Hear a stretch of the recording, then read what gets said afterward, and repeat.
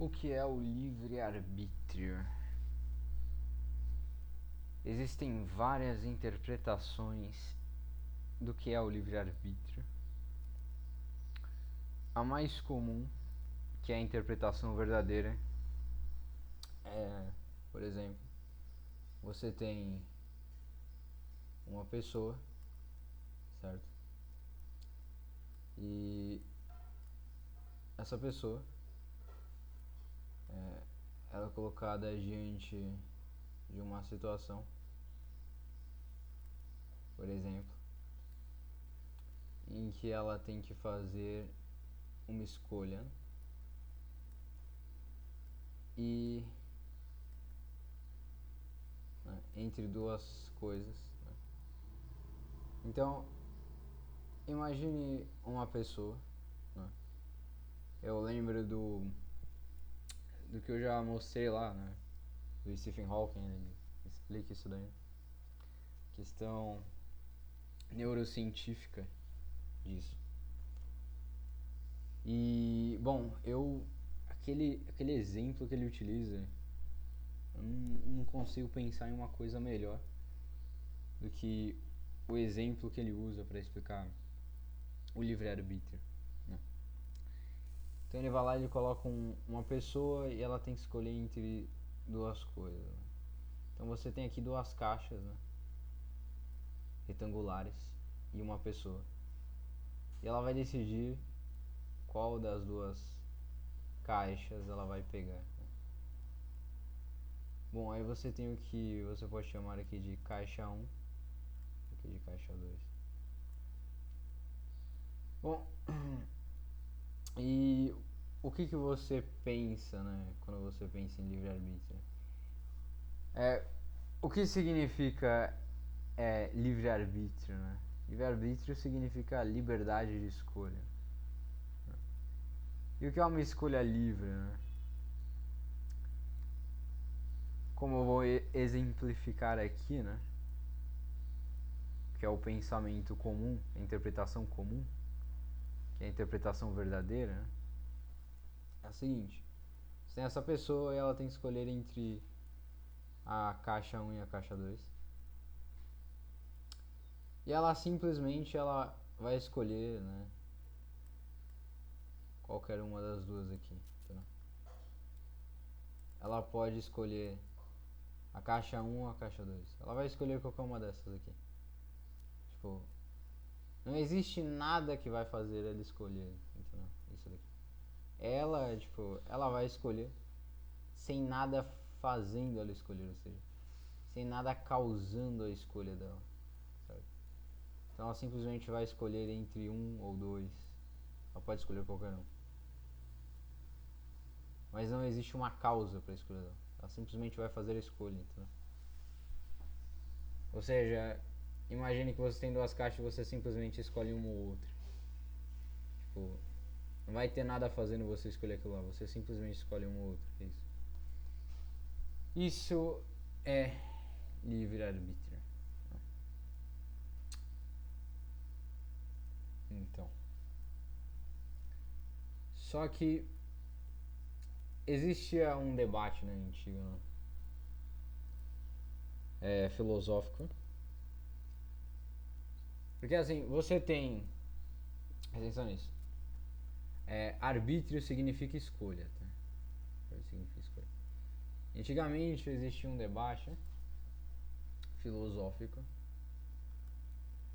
né, se o arbítrio ele era livre ou ele não era livre, né? Ou seja, o debate era entre o livre-arbítrio e o servo-arbítrio, né? Tipo, traduzindo para o português, o servo-arbítrio significa escravo-arbítrio, né?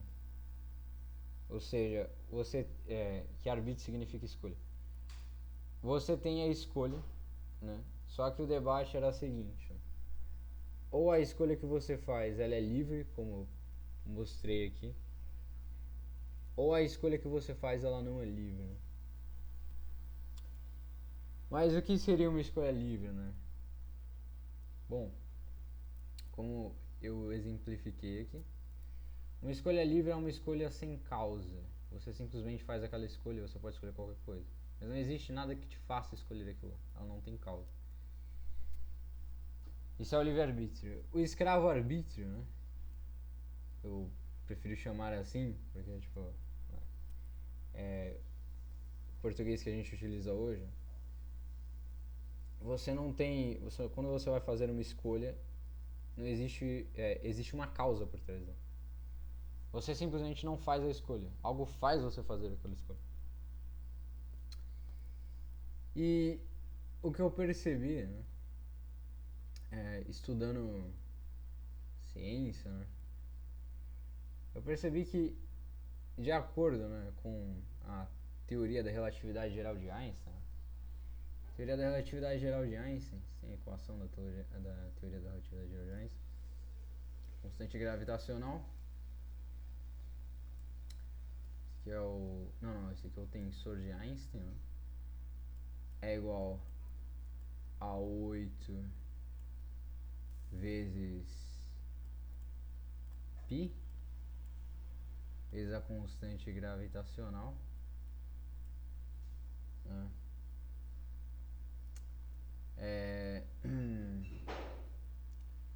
E obviamente isso aqui é compactado, né?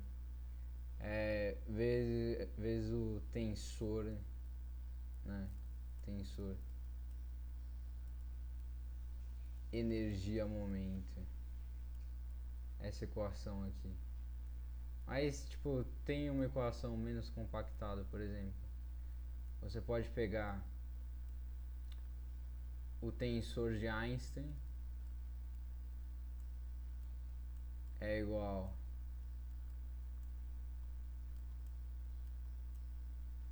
a 8. Não, é igual não. Deixa eu colocar igual tá aqui. Mais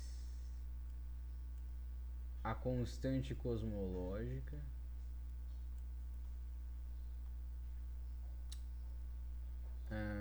vezes a constante gravitacional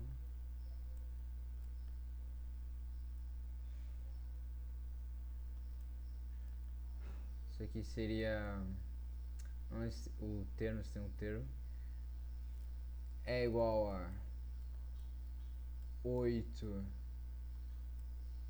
vezes π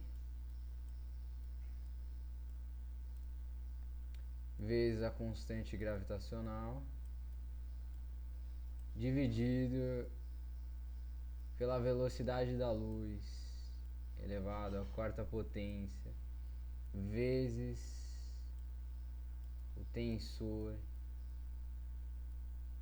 energia momento. Ou você tem também, né, a mesma equação, essa mesma equação, só que sem, né, sem a constante gravitacional, sem o constante cosmológica e a constante gravitacional. Você me lembra bem isso daí? Bom, é uma equação da mecânica clássica, né? Mas falando da mecânica clássica de forma geral, né, o que tem a mecânica clássica a ver com livre-arbítrio, servo-arbítrio, essas coisas? Bom, de acordo com a mecânica clássica, ou seja, a mecânica clássica é o lado da realidade, o nosso lado da realidade, né? Que existem dois lados da realidade, né? A realidade ela é dividida em dois lados. O lado das coisas grandes, por exemplo, nós aqui, certo? E o lado das coisas muito pequenas. Aí você tem aqui um átomo, átomo. Que você tem o núcleo, você tem as partículas. Aí cada partícula, cada próton, nêutron é composto por 3 quarks, né? 3 quarks.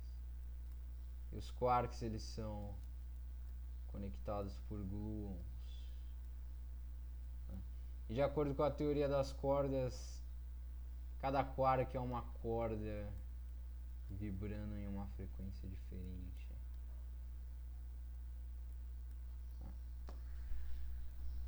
Mas o que isso significa? Vamos lá. Lembra que livre-arbítrio significa escolha sem causa. Porque eu acabei de exemplificar que o livre-arbítrio é uma escolha que não tem uma causa. Você simplesmente faz a escolha. Nada faz você fazer aquela escolha. Você simplesmente faz a escolha. A escolha sem causa. Traduzindo em português seria escolha sem causa e escolha com causa, ficando 100% claro. Né? Então, só que é o seguinte, né? Investigando esses dois lados da realidade, nenhum desses lados da realidade aqui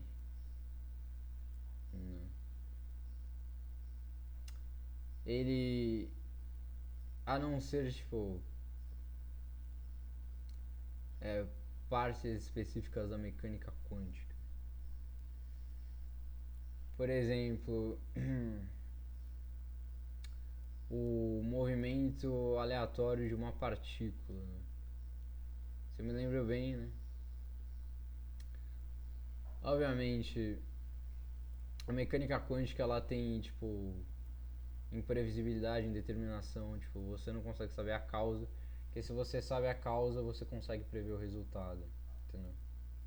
Mas ela não é completamente incausada, entendeu?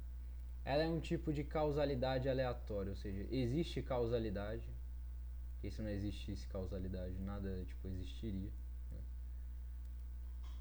Mas essa causalidade, ela não é 100% determinística. Você não lembra bem isso? Bom, o que isso significa? Que na mecânica quântica nem tudo tem uma causa. Né? Por exemplo, você tem uma partícula aqui, certo? Lembrando que as cordas elas são hipotéticas, né? Então você ignora. Até agora nada foi provado disso daqui. Tá? Então você tem uma partícula e você não consegue prever o movimento da partícula porque a partícula não tem uma causa. Lembra que eu falei? Se você sabe a causa de algo, você consegue prever o resultado, certo? Por exemplo,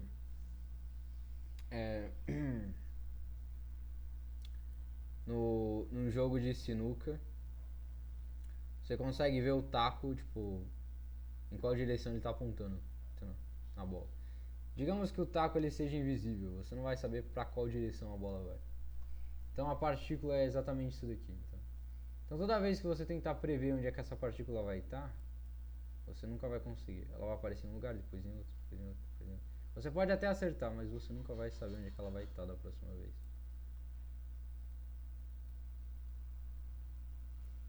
Por quê? Porque não existe causa. Ou seja, não existe determinismo aqui.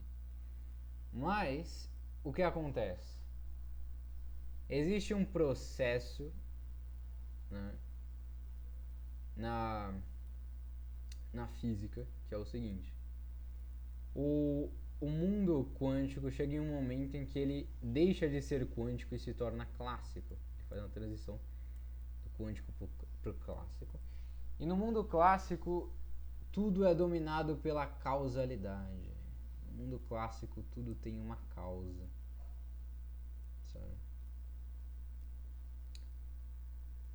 Então, no mundo clássico, tudo é dominado pela causalidade. Ou seja, o nosso mundo, né, como nós somos clássicos e não quânticos, né, nós seguimos a lei da causalidade, né? Ou seja, tudo que a gente faz, tá ligado, tem uma causa, porque, tipo, você consegue saber, tipo, você consegue prever tudo que vai acontecer, tipo, com base nas informações iniciais de alguma coisa. Por exemplo, um dado clássico, que é um dado normal que existe no nosso mundo. Tá? Obviamente eu não poderia dar um exemplo de um dado quântico. Então, isso aqui é... Obviamente você consegue fazer isso com computadores quânticos, mas eu vou chegar lá. Você pega um dado, e o dado é o seguinte, você consegue prever o resultado do dado. O dado ele não é aleatório de verdade. Tem gente que talvez pense que o dado ele seja aleatório, mas ele não é. Se você jogar o dado de uma altura, com a velocidade e tal, essas coisas, a altura certa, tipo, né, com as condições certas e tal, você consegue sempre fazer com que o dado ele caia no mesmo lugar. Então, ele não é aleatório de verdade, não existe aleatoriedade de verdade no nosso mundo. Tudo segue leis previsíveis, sabe? Tudo tem uma causa. Agora, você pega um computador quântico. O computador quântico ele realmente produz um número aleatório. O computador normal não consegue fazer isso. Porque ele usa a tecnologia quântica. Então, não existe tipo um script ali, tipo, feito por uma pessoa ou qualquer outra coisa do tipo. É simplesmente aleatório. Você não consegue. Por exemplo, em um computador normal, quando você vai pegar, tipo, ele gera tipo uns números aleatórios, só que esses números eles têm um padrão. Tipo, se você consegue encontrar, tipo, sei lá, o script do computador, tipo, onde estavam guardados os números ali, você consegue saber o resultado né? Então, não é uma aleatoriedade de verdade, é uma pseudo-aleatoriedade. Então, com tecnologia quântica isso não acontece. Você não tem isso. Você não consegue, tipo, encontrar nada que faça com que você saiba o resultado. Então, não existe causalidade, tipo, absoluta no mundo quântico, só no mundo clássico. Certo? Então, de qualquer forma, de acordo, né, com a física, de acordo com a ciência, de acordo com a realidade, o nosso mundo, né, que é o mundo das grandes coisas, né, se eu não lembro bem o termo correto é mundo macroscópico, né, e você tem o mundo subatômico. Se eu me lembro bem, o mundo microscópico não chega nesse nível, eu não lembro muito bem, mas é isso, você tem esse mundo aqui e esse mundo aqui. E esse mundo, né, que é o mundo que a gente vive, né, tudo tem uma causa, né, você consegue prever as coisas. Dado, tipo, você tem as informações lá, tipo, iniciais. Só que, tipo, no mundo quântico você não consegue fazer isso. Porque é impossível de você ter as informações que façam que você preveja o resultado. No nosso mundo isso não é impossível.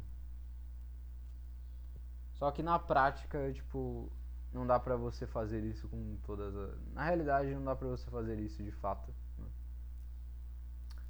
Na prática não funciona de fato. Tá? Mas... porque, tipo, é muita informação.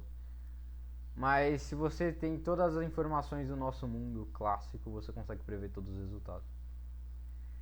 Se você tem todas as informações do mundo quântico, você não consegue prever todos os resultados. Uma vez eu estava fazendo uma pesquisa sobre isso daí, né? Tipo, por exemplo, se eu tenho uma pessoa, tipo, e volto no tempo faço o tempo recomeçar de novo, digamos assim. Aquela pessoa ela vai, tipo, fazer exatamente o mesmo caminho, nada vai mudar, desde que eu não interfira em nada ali. Agora, se eu faço isso com uma partícula, se eu faço essa partícula voltar no tempo, algo muito estranho acontece. A partícula não vai fazer o mesmo movimento que ela fez antes, ela vai fazer um movimento completamente diferente. Ou seja, ela consegue mudar o tempo Ou seja, toda vez que você voltar no tempo, ela sempre vai fazer um movimento diferente, nunca vai fazer o mesmo movimento. Diferente do mundo clássico, que é o nosso mundo. Então, nossa realidade, ela é 100% causal. Tudo tem uma causa, né? E se tudo tem uma causa, não existe livre-arbítrio, né?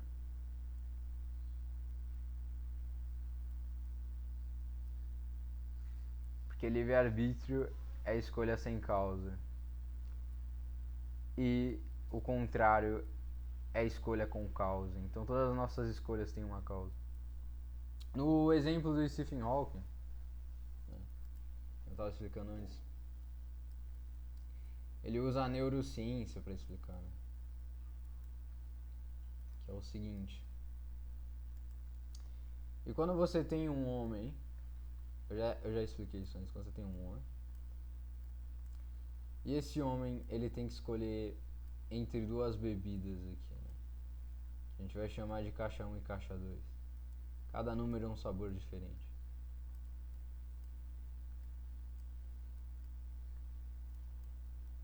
Porque os números são diferentes. Alguma coisa, tipo, talvez, o exemplo que ele dá é o seguinte: ele vai lá e lembra de um momento bom que ele teve no passado, com a bebida número 2. Então ele olha pra bebida número 1 e a bebida número 2 e escolhe a bebida número 2.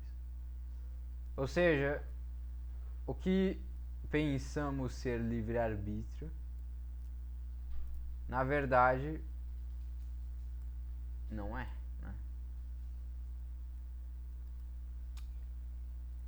Ele não foi ele que, tipo, fez aquela escolha, entendeu?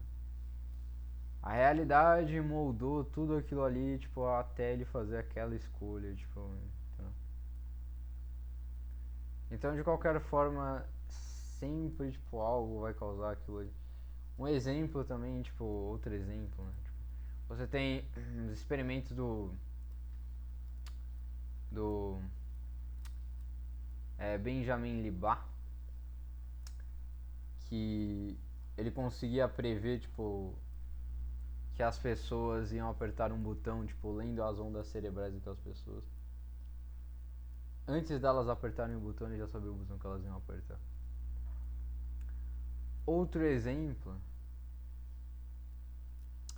você tem um livro do Dr. Robert Sapolsky, né, que ele é neurocientista, se chama Determinado, ele vai explicar exatamente isso daí. Tava vendo um diálogo, parece que era entre um neurocientista, né, que ele fala que a maior parte, tipo, de nós é moldada por genética. Eu lembro disso daí. Então,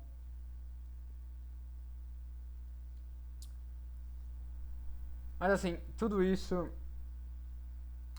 vem da causalidade. Mas assim, cuidado, né? Tipo, diferente do Aristóteles, né, que ele falava que tinham várias causas diferentes, é, o que eu vejo é que tudo é uma causa eficiente. O que é uma causa eficiente? Que tudo na realidade seria como dominós. Um dominó, por exemplo, ele obviamente vai derrubar aquele outro dominó, aquele outro dominó, aquele outro dominó, aquele outro dominó. E você sabe que o começo ele define o futuro. Ou seja, você sabe a partir do primeiro dominó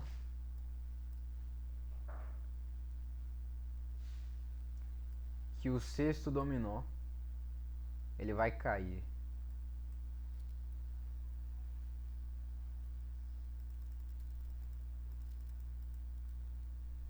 Ou você pode, por exemplo, uma mesa de sinuca.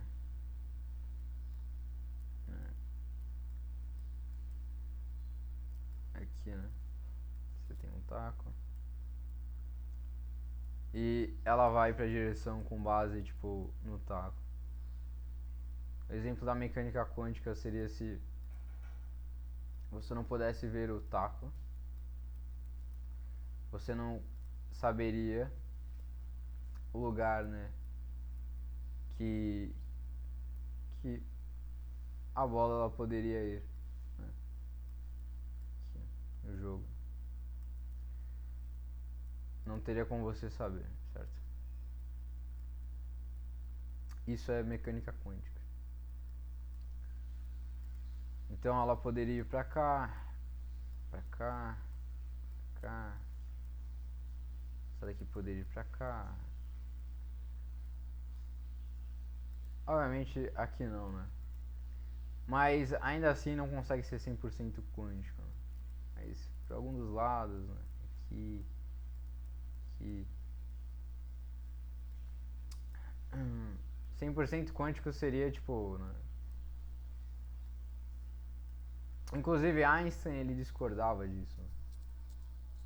Mais que a mecânica quântica ela tenha sido provada, relatividade geral também foi provada, mecânica clássica ela também foi provada, mecânica quântica, todas elas foram provadas.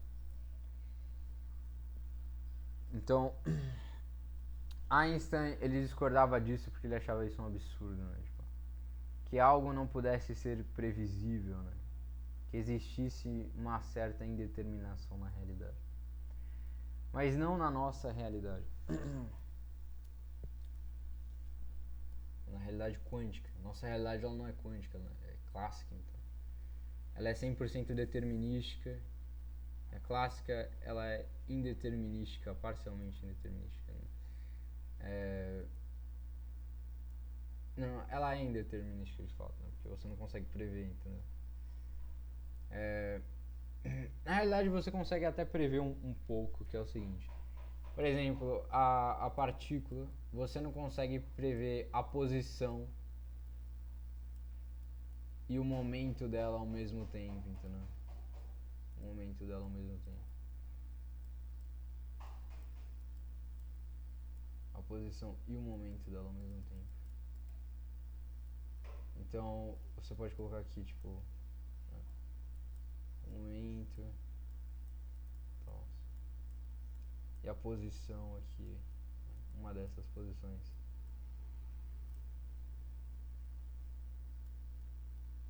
Certo?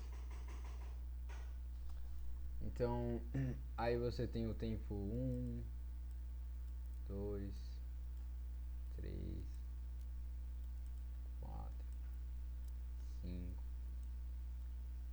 até o 6 aqui, certo?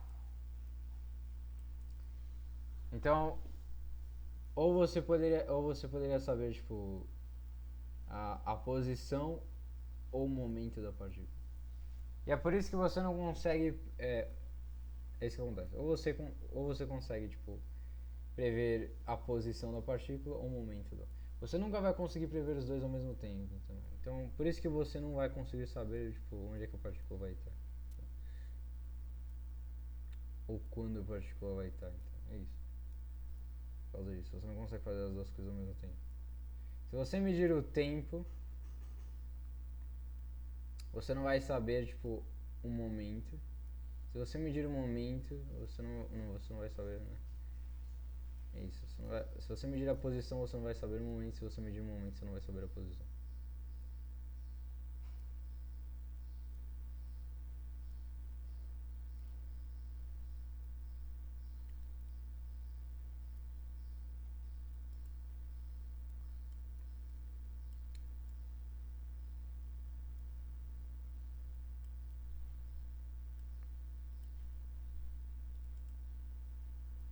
Então, é imprevisível, não dá pra você prever. Não existe uma causa. Se existisse uma causa. Inclusive, o Einstein, né, ele propôs que existem variáveis ocultas. Né? Inclusive, o. Tem um físico. Eu não sei falar o nome dele, físico teórico. O nome dele é. Não lembro se é irlandês, cara. É assim. Obviamente não vou falar certo? Mas é Gerard T. Hofft, né?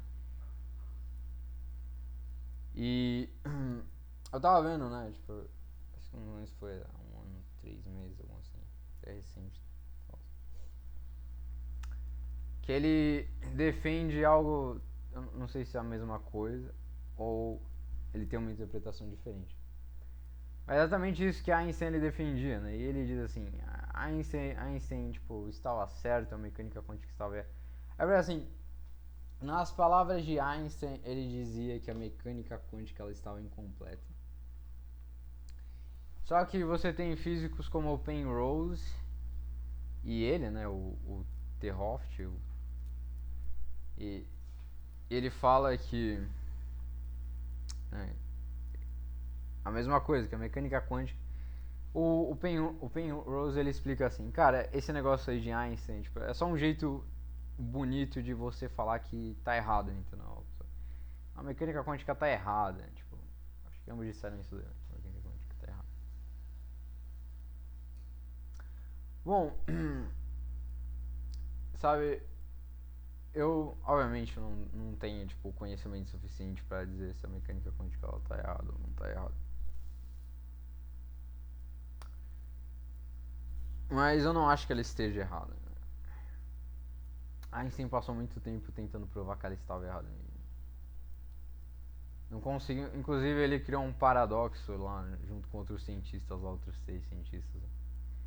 É ele, o Rosen e esqueci o nome do outro. Que era pra provar que a mecânica quântica ela estava errada, né? Que era o paradoxo EPR, né?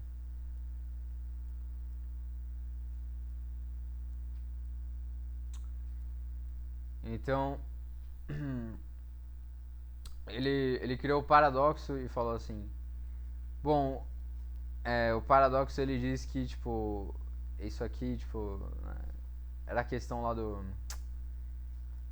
e você tem né, duas partículas aqui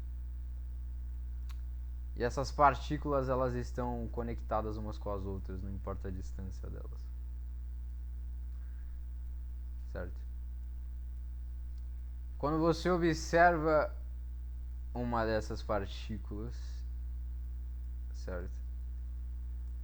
Quando você observa uma dessas partículas, obviamente na física, se eu me lembro bem, quando você fala em observação, você está falando na medição, certo? Não é você observar olho nu, tipo, porque é impossível até você observar olho nu. Então na medição, tipo, se você tem um medidor e você observa através daquele medidor, certo? E quando você observa essa partícula, ela automaticamente corta a conexão instantaneamente com a outra partícula, não importa a distância em que ela esteja.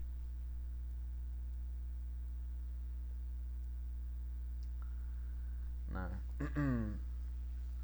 Einstein tentou provar que isso estava errado e na realidade tipo, não conseguiu, ele falhou. Então.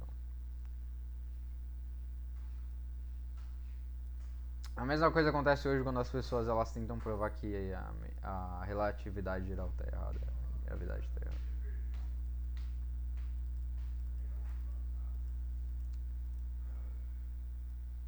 Então, você tem isso, né? A realidade, a nossa realidade, ela é causal, sabe? E ela funciona exatamente como uma causa eficiente. Né? Então, a questão é a seguinte, né? Eu tenho procurado, né? Lembra da teoria das cordas, né? A teoria das cordas. E atualmente você tem, né? A teoria M, certo? A teoria M.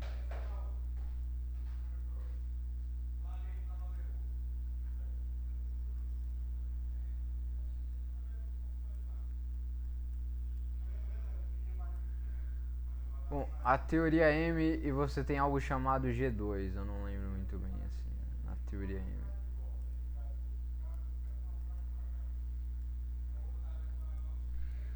Bom, e de acordo com isso, né, de acordo com essa teoria MG2, vamos dizer assim, não é o termo correto, e não foi provada ainda, tá ligado? É, todas as 11 dimensões elas seriam compactadas em uma quarta dimensão, certo? É uma coisa interessante. Mas porque essa é a melhor, né, teoria de tudo. Por que a teoria de tudo? Porque a física, né, ela está incompleta, né? E por que, tipo, né, o que é uma teoria de tudo? Não, uma teoria de tudo é uma teoria que consiga explicar toda a realidade, tipo, através de uma única equação. E ela vai precisar unificar as forças de cor, né?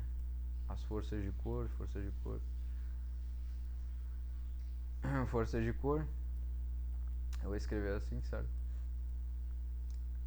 Primeiro, ela precisa de uma grande teoria unificadora, né, para dar certo. Né? Hoje a gente tem um modelo padrão, mas o modelo padrão é uma tentativa forçada de unificar as forças de cor com o eletromagnetismo, né? Eletromagnetismo, tudo junto, eletromagnetismo, então fica assim. E depois disso você vai ter o que? Você vai ter a mecânica quântica, né? Mecânica quântica e a relatividade geral. Você vai precisar unificar essas aí, mecânica quântica e relatividade geral, certo? Ou seja, você vai precisar fazer isso para você conseguir isso tudo, unificar as forças de cor com o eletromagnetismo, depois unificar, aí você vai ter a mecânica quântica unificada, depois que você tiver a mecânica quântica unificada, você vai tentar unificar com a relatividade geral. Você vai ter que fazer isso daí para você conseguir a teoria de tudo. E o que acontece quando você faz isso? Bom, se você unifica a mecânica quântica com a relatividade geral, você tem uma teoria de gravitação quântica. Né? Teoria de gravitação quântica. Certo? E o que essa teoria de gravitação quântica ela consegue fazer? Ela consegue explicar o que está acontecendo na singularidade dos buracos negros, que a gente não consegue explicar a singularidade dos buracos negros, certo? Aí você tem um buraco negro, aí você tem a singularidade. Quando a gente tenta aplicar, a gente não pode aplicar a mecânica quântica, a singularidade. A gente pode aplicar a relatividade geral. Só que a relatividade geral ela falha. Por que ela falha? Né? Causando a singularidade. A singularidade é um erro da teoria. A singularidade é uma divisão por zero. Dá infinito. Tem um monte de infinito aí. Só dá infinito quando você tenta fazer isso. Bom, por que dá esse erro? Porque a relatividade geral não é quântica. Por isso que a gente precisa de uma teoria de gravitação quântica, entendeu? Porque as singularidades elas são muito pequenas, ou seja, é algo quântico, não é algo clássico como a gente, que é grande. A gente não é tão pequeno assim para ser quântico. Existe um tamanho específico para você ser quântico, certo? E a gente não é. Então, essa teoria, né, essa equação, né, se provada, né, ela vai conseguir resolver essas singularidades, ela vai conseguir explicar o que está acontecendo nos buracos negros. E o mais importante de tudo, obviamente, tipo, o segundo mais importante, vamos colocar esse aqui é o terceiro, o segundo mais importante. Ela vai conseguir explicar o que aconteceu antes do Big Bang, no começo do universo. Vai conseguir explicar o que existia no começo de tudo. No T, né? No T igual a zero, né? No T igual a zero.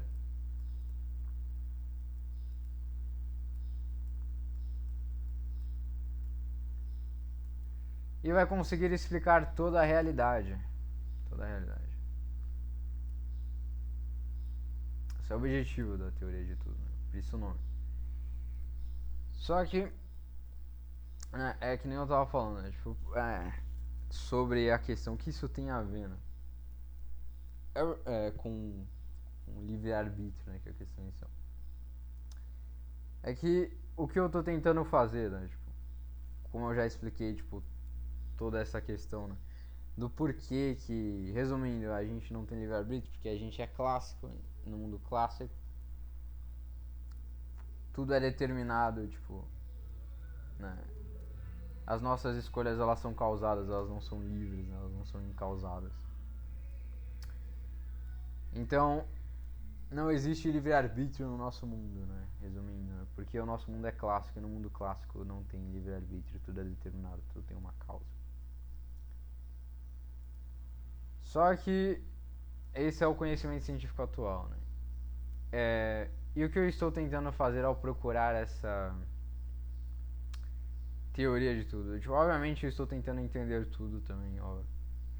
Mas eu também estou tentando provar que eu estou errado, né? Por quê? Porque isso parece ser bom demais pra ser verdade, né, cara? Pelo menos pra mim. Não sei, tipo, como as pessoas elas veem isso daí. Sabe? Porque depois que, tipo, com base no conhecimento científico atual, eu vi isso daí, cara, isso é muito bom. Né? Pra mim. Mas eu estou tentando provar, tipo, que isso está errado, tipo.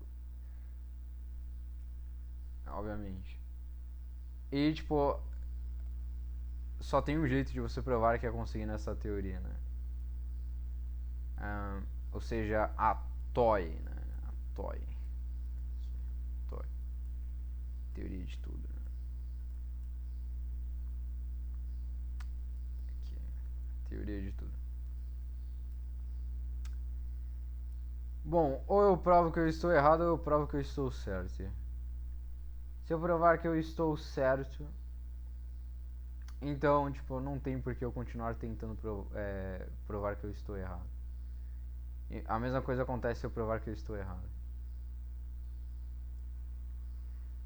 Mas eu realmente, obviamente eu não vou tentar provar que eu estou certo. Mas eu obviamente gostaria de estar certo. Porque uma realidade onde não existe livre-arbítrio é uma realidade muito boa. Na minha visão. Não sei na de vocês.